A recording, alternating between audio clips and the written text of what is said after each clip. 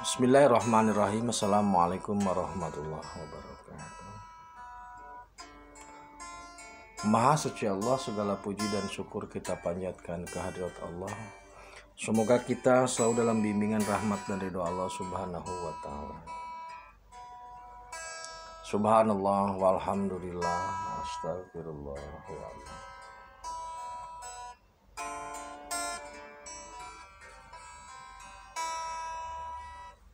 Kita kembali dalam bahasan terkait dengan monitoring, evaluasi dan tindak lanjut.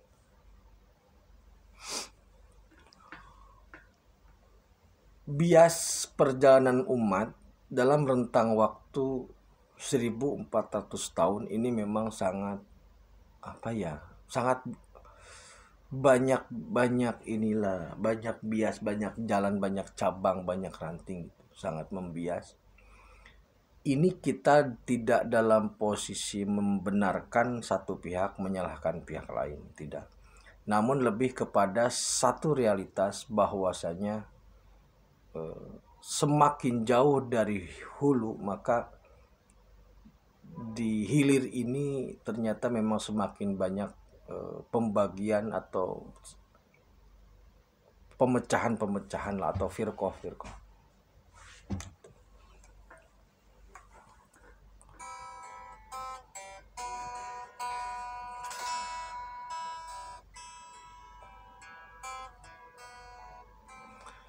Nah, maka kemudian biasan ini dievaluasi dan kemudian ada apa tindak lanjut berikutnya. Kembali saya tegaskan bahwasanya untuk melakukan monitoring, evaluasi maupun tindak lanjut, ini kapasitas yang paling mungkin untuk orang ini adalah kapasitas sekaliber wali Allah. Tidak mungkin nabi, tidak mungkin rasul. Karena nabi dan rasul sudah khotam. Jadi kita tidak lagi membahas rasul, itu sudah khotam. Yang paling mungkin untuk melakukan monitoring, menjadi imam ke depan itu hanya kapasitas wali. Yang dekat dengan Allah hanya wali, kapasitasnya untuk ke depan karena Nabi sudah khotam.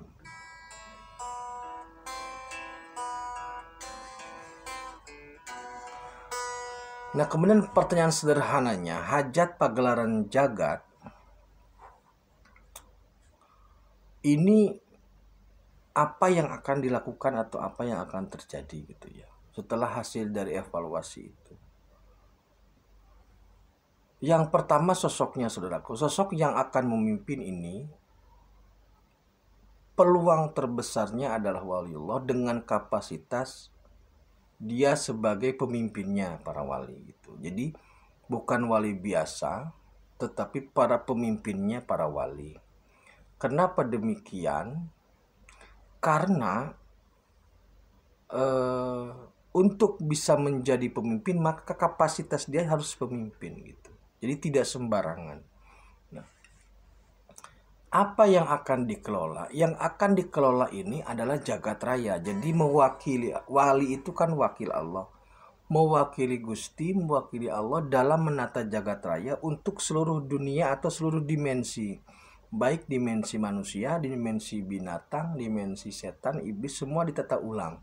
Semua direformat. Jadi kapasitasnya sebagai pemimpin para wali, kemudian objek yang ditatanya atau ditindaklanjut itu adalah seluruh dimensi jagat. Nah, apa yang dibawa untuk manusia? Nah, yang dibawa untuk manusia adalah semangat atau penataan ulang terhadap apa yang sudah ada. Karena manusia sejak awal memang sudah diberikan risalah melalui Rasulullah, maka risalah inilah yang kemudian ditegakkan kembali. Risalahnya itu tidak salah, risalah itu tidak salah dan memang berlaku. Nah, yang menjadi masalah adalah manusianya karena seiring dengan pembiasan karena jauhnya rentang waktu dari Rasulullah sampai saat ini. Oleh karena itu bahasanya adalah qiyam atau penegakan kembali. Jadi bukan membuat baru tapi penegakan ulang terhadap risalah yang sudah Rasul bawa, penegakan tauhid. Makanya bahasanya qiyam atau kiamat.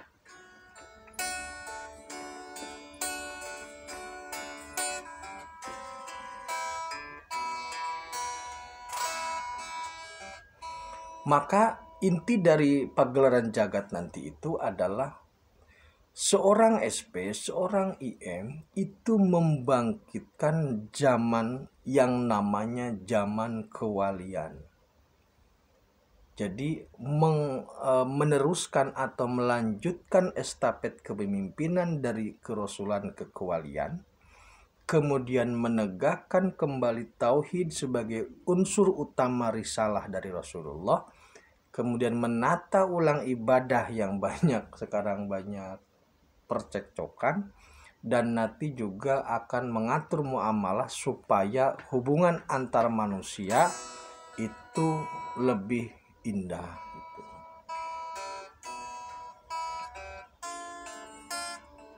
Saat ini cenderung ada pencampur adukan antara tauhid, ibadah, dan muamalah. Itu loh.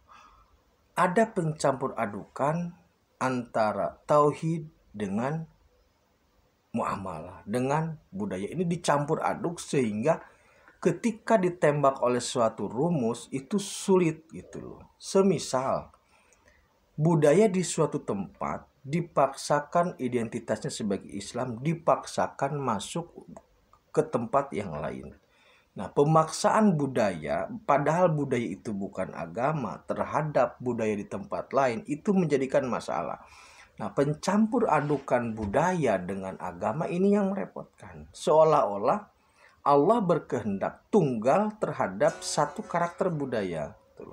Padahal Allah sudah menegaskan bahwa Allah menciptakan manusia ini bersuku-suku, berbangsa-bangsa untuk saling bertemu. Bukan memaksakan kehendak satu budaya, apalagi budaya itu ditembak sebagai satu ibadah gitu loh. Itu tidak fair kalau menurut saya.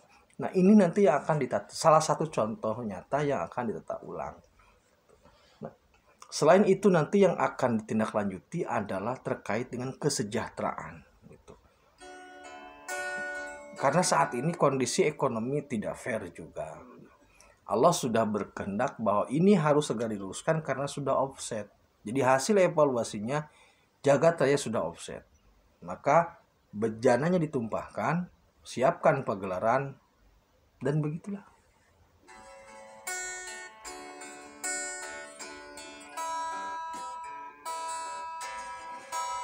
Jadi zaman kewalian yang akan berlangsung ini sebenarnya tidak ada semacam hiruk pikuk lah kalau bahasa sederhananya.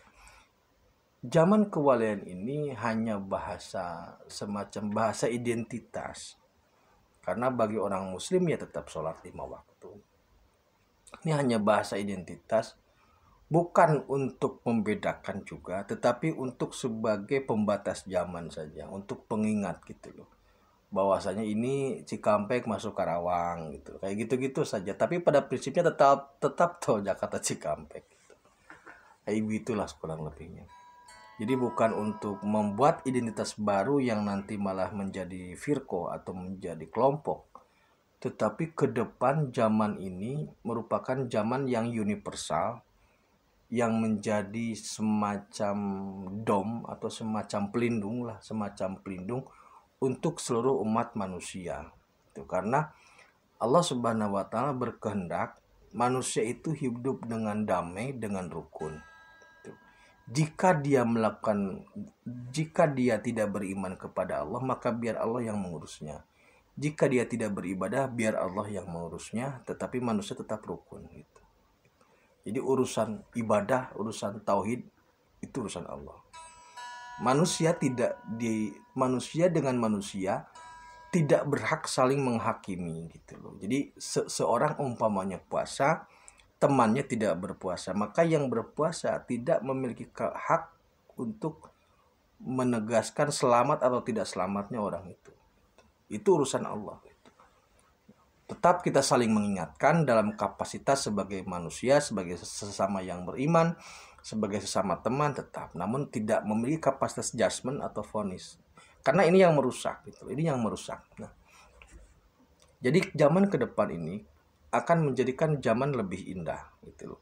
Agama itu menjadi identitas yang sangat pribadi, bukan untuk ditonjolkan sebagai suatu power dibangga-banggakan, tetapi sebagai sesuatu yang diinternalisasi untuk diberlakukan dalam kehidupan itu.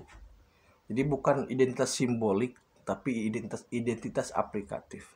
Karena semua penilaian kembali kepada Allah. Manusia tidak ada yang punya hak untuk melakukan penilaian terhadap manusia yang lain. Begitu saudaraku ya. Jadi ini sudah masuk zaman baru, dan sosok pemimpin itu memang semogalah kita bisa bertemu gitu. Terima kasih, tetap tingkatkan iman dan amal soleh. Akhirul kalam, assalamualaikum warahmatullahi wabarakatuh.